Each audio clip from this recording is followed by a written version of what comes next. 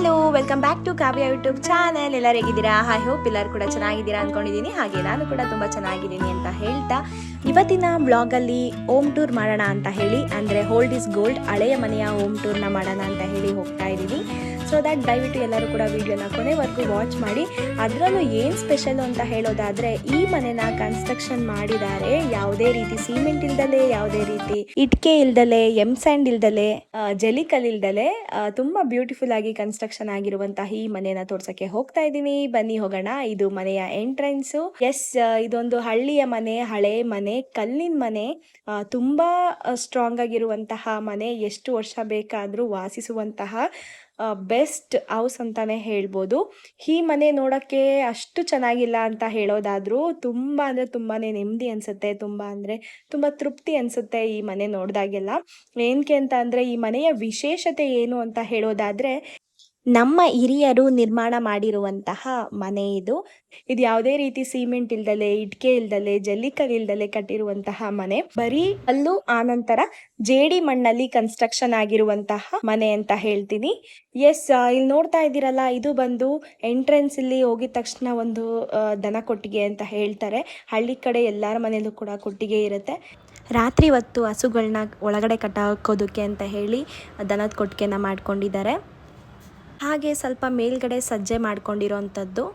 ಹಳ್ಳಿ ಕಡೆ ಗೊತ್ತಿರುತ್ತೆ ಅಲ್ವಾ ಎಷ್ಟು ಕೆಲಸ ಇರುತ್ತೆ ಅಂತ ಹೇಳಿ. ಕೆಲವೊಂದು ಐಟಮ್ನ ಸ್ಟೋರ್ ಮಾಡಲಿಕ್ಕೆ ಅಂತ ಹೇಳಿ ಕೊಟ್ಟಿಗೆ ಒಳಗಡೆನೆ ಒಂದು ಸಜ್ಜೆ ಥರ ಮಾಡ್ಕೊಂಡಿದ್ದಾರೆ. ಅದರೊಳಗಡೆ ಕೆಲವೊಂದು ಐಟಮ್ಗಳನ್ನೆಲ್ಲ ಸ್ಟೋರ್ ಮಾಡಲಿಕ್ಕೆ ಅಂತ ಹೇಳಿ. ಹಾಗೆ ಇಲ್ಲಿಂದಾನೇ ಒಂದು ಸ್ಥಾನದ ಮನೆ ಕಾಣ್ತಾ ಇದೆ. ಅಲ್ಲಿ ಒಂದು ಅಂಡೆ ಒಲೆ ಇರುವಂಥದ್ದು. ಇಲ್ಲೂ ಕೂಡ ಕೆಳಗಡೆನೂ ಕೂಡ ಎಲ್ಲ ಚಪ್ಪಟಿ ಕಲ್ಲನ್ನ ಹಾಕಿರುವಂಥದ್ದು. ನೆಕ್ಸ್ಟ್ ಎಂಟ್ರೆನ್ಸ್ ಒಳಗಡೆ ಹೋಗೋಣ. ಒಳಗಡೆ ಹೋಗಿದ ತಕ್ಷಣ ಒಂದು ಹಾಲ್ ಕಾಣುತ್ತೆ. ಹಾಲಲ್ಲಿ ಎಸ್, ನೋಡ್ತಾ ಇದ್ದೀರಾ ನೀವು, ನೋಡಿ ಮೇಲ್ಗಡೆ ಫುಲ್ಲು ಎಲ್ಲ ಕಲ್ಲು, ದೊಡ್ಡ ದೊಡ್ಡ ಕಲ್ಲು ಹಾಕಿರುವಂಥದ್ದು.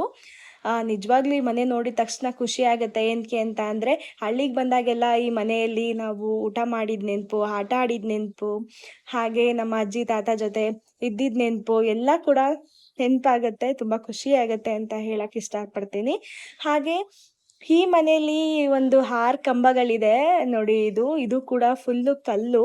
ಯಾವುದೇ ರೀತಿ ಸಿಮೆಂಟ್ ಆಗಿರ್ಬೋದು, ಇಟ್ಕೆ ಆಗಿರ್ಬೋದು, ಯಾವುದನ್ನು ಕೂಡ ಜೋಡಿಸಿಲ್ಲ ಇಲ್ಲಿ.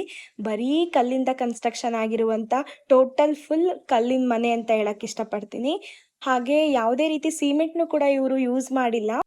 ಫುಲ್ ಕಲ್ಲಿದೆ ಅಲ್ವಾ, ಸೊ ಕಲ್ಲಿನ ಮನೆ ಸ್ವಲ್ಪ ತಂಪಾಗಿರುತ್ತೆ ಅಂತ ಹೇಳ್ತಾರೆ. ಸೊ ನೋಡಿ, ಇಷ್ಟು ದೊಡ್ಡ ದೊಡ್ಡ ಕಂಬಗಳು. ನಿಜವಾಗ್ಲೂ ಇದು ಹೆಂಗೆ ತಗೊಂಡು ಬಂದರು ಅಂತ ಗೊತ್ತಿಲ್ಲ ನನಗೆ, ಸೀರಿಯಸ್ಲಿ. ಏನಕ್ಕೆ ಅಂದರೆ, ಆವಾಗ ವೆಹಿಕಲ್ಸ್ ಇರಲಿಲ್ಲ, ಬರೀ ಎತ್ತಿನ ಗಾಡೀಲಿ ತೊಗೊಂಡು ಬರ್ತಾಯಿದ್ರು. ಸೊ ನೋಡಿ, ಎಷ್ಟು ದೊಡ್ಡ ದೊಡ್ಡ ಕಲ್ಲುಗಳು ತೊಗೊಂಡು ಬಂದು ಹೆಂಗೆ ನಮ್ಮ ಹಿರಿಯರು ಅದನ್ನು ಕನ್ಸ್ಟ್ರಕ್ಷನ್ ಮಾಡಿದ್ರು ಅಂತ ನೆನೆಸ್ಕೊಂಡ್ರೆ ಭಯ ಆಗುತ್ತೆ. ಈಗಾದರೆ ತುಂಬ ವೆಹಿಕಲ್ಸ್ ಇದೆ, ನಾವು ಯಾವುದೇ ರೀತಿ ಕಷ್ಟ ಬೀಳುವಂತಹ ಪರಿಸ್ಥಿತಿ ಇರೋದಿಲ್ಲ. ಬಟ್ ಅವಾಗ ಒಂದು ಮನೆ ಕನ್ಸ್ಟ್ರಕ್ಷನ್ ಮಾಡಬೇಕು ಅಂದರೂ ಕೂಡ ತುಂಬ ಅಂದರೆ ತುಂಬ ಕಷ್ಟ ಇತ್ತು. ಫಿನಾನ್ಷಿಯಲಿ ಅಂತ ಹೇಳೋದಕ್ಕಿಂತ ಮುಂಚೆ ಶ್ರಮ ಅನ್ನೋದು ತುಂಬಾ ಇಂಪಾರ್ಟೆಂಟ್ ಆಗುತ್ತೆ ಈ ಮನೆ ಕಟ್ಟಬೇಕಾದ್ರೆ ಅಂತ ಹೇಳಕ್ಕೆ ಇಷ್ಟಪಡ್ತೀನಿ. ಏನಕ್ಕೆ ಅಂತ ಅಂದರೆ, ಎಲ್ಲ ಟೋಟಲಿ ಕಲ್ಲಿಂದ ಕಟ್ಟಿರುವಂತಹ ಮನೆ ಅಲ್ವಾ. ಹಾಗಾಗಿ ಇಷ್ಟು ದೊಡ್ಡ ದೊಡ್ಡ ಕಲ್ಲನ್ನ ಅವರು ಯಾವ ರೀತಿ ಸಾಗಿಸಿರ್ಬೋದು ಅಂತ ಹೇಳೋದೇ ಒಂದು ದೊಡ್ಡ ಮ್ಯಾಟ್ರ್ ಆಗುತ್ತೆ. ಇದು ಕನ್ಸ್ಟ್ರಕ್ಷನ್ ಆಗಿ ಒಂದು 40 ಇಯರ್ಸ್ ಆಗಿದೆ. ಸೊ ದಟ್ ನೀವು ಕಾಣ್ತಿರ್ತೀರಾ ಯಾವಾಗಲೂ ಕೂಡ ಹಳೆ ಮನೆಗಳಲ್ಲಿ ಬೀರ್ಗಳೆಲ್ಲ ಇಡೋದು ಸಹಜ. ಈಗಂತ ಅಂದರೆ ವಾರ್ಡ್ರೋಪ್ ಇದೆ, ಎಲ್ಲ ಮನೆಗಳಲ್ಲೂ ಕೂಡ ವಾರ್ಡ್ರೋಪ್ ಇದ್ದೇ ಇರುತ್ತೆ. ಬಟ್ ಆಗಿನ ಕಾಲದಲ್ಲಿ ಬೀರ್ ಆಗಿರ್ಬೋದು, ಆನಂತರ ಈ ದೇವರ ಹತ್ರ ಒಂದು ಸ್ಟ್ಯಾಂಡ್ ಆಗಿರ್ಬೋದು, ಇದೆಲ್ಲ ನೋಡ್ತಾ ಇರ್ತೀರಾ. ಇದು ನೋಡಿ, ಟೋಟಲಿ ಹಾಲು. ಇದು ಬರೀ ಕಲ್ಲು, ಆನಂತರ ಮಣ್ಣಿನಿಂದ ಅಂದರೆ ಜೇಡಿ ಮಣ್ಣಿನಿಂದ ಕನ್ಸ್ಟ್ರಕ್ಷನ್ ಆಗಿರುವಂತಹ ಮನೆ ಇದು.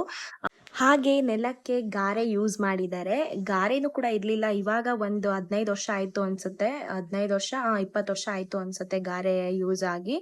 ಮೊದಲು ಏನಿತ್ತು ಅಂತ ಹೇಳೋದಾದರೆ, ಹಸು ಸಗಣಿ ಇರುತ್ತಲ್ಲ, ಆ ಸಗಣಿನ ಸಾರಿಸ್ತಾ ಇದ್ರು ಮನೆಗೆ. ಫುಲ್ಲು ಅದೇ ನೆಲ ಆಗಿ ಮಾರ್ಪಾಡಾಗ್ತಿತ್ತು. ಸೊ ದಟ್ ಮತ್ತೆ ಹಾಗೆ ದೇವರ ಹತ್ರ ಬಂದರೆ ಈ ಥರ ಸ್ಟ್ಯಾಂಡ್ ನೋಡಿರ್ತೀರಾ, ಕ್ಯೂಟಾಗಿರುತ್ತೆ. ಹಳೆ ಮನೆಗಳಲ್ಲಿ ಕಾಮನ್ ಆಗಿದ್ದೇ ಇರುತ್ತೆ. ಹಾಗೆ ಈ ಮನೆನ ಕನ್ಸ್ಟ್ರಕ್ಷನ್ ಮಾಡಿರುವಂತಹ ವ್ಯಕ್ತಿನ ನಾನಿಲ್ಲಿ ತೋರಿಸ್ತಾ ಇದ್ದೀನಿ. ಇದು ನಮ್ಮ ತಾತ. ಇವ್ರು ಎಕ್ಸ್ಪೈರ್ ಆಗಿ 4 ಇಯರ್ಸ್ ಆಯಿತು. ಅಂದರೆ 2023 ಮೇ 8 ಅನ್ನೋ ಇವರು ಎಕ್ಸ್ಪೈರ್ ಆಗಿದ್ದು. ಸೊ ದಟ್ ಇಷ್ಟು ದೊಡ್ಡ ಕಲ್ಲಿನ ಮನೆ ಕನ್ಸ್ಟ್ರಕ್ಷನ್ ಮಾಡಿದ್ದಾರೆ ಅಂದರೆ ಖಂಡಿತವಾಗ್ಲೂ ಅವ್ರಿಗೊಂದು ಹ್ಯಾಟ್ಸ್ ಆಫ್ ಅಂತ ಹೇಳಕ್ಕೆ ಇಷ್ಟಪಡ್ತೀನಿ.